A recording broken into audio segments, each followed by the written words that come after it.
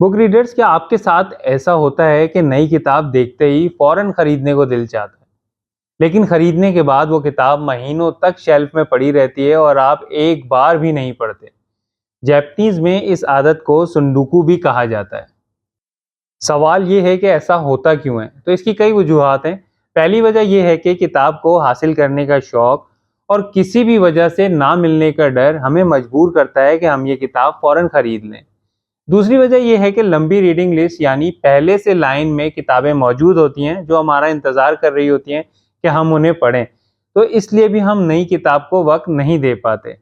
तीसरी वजह यह भी है कि इस नई किताब को पढ़ने का शायद हमारा मूड नहीं होता, या फिर मसरूफियात और वक्त की कमी की वजह से इस नई किताब को हम नहीं पढ़ पाते।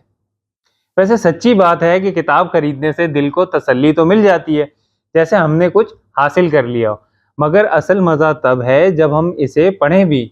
तो कमेंट्स में बताइएगा कि आपके बुक शेल्फ में कौन सी ऐसी किताबें हैं जिन्हें आपने अभी तक नहीं पढ़ा। और अगर आपको ये वीडियो पसंद आई हो तो इसे लाइक शेयर करें और चैनल को ज़रूर सब्सक्राइब करें।